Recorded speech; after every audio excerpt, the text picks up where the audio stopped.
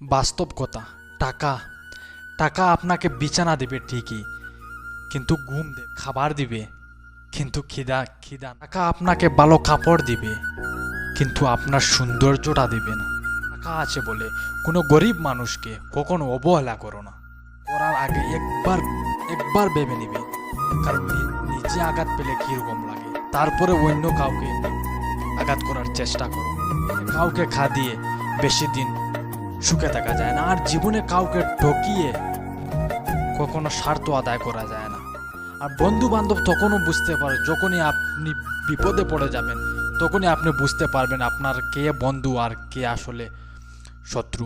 ওই দুনিয়াতে মানুষ চেনা যায় না, কে মানুষ আর কে অমানুষ, আর কে বন্ধু আর কে শত্রু।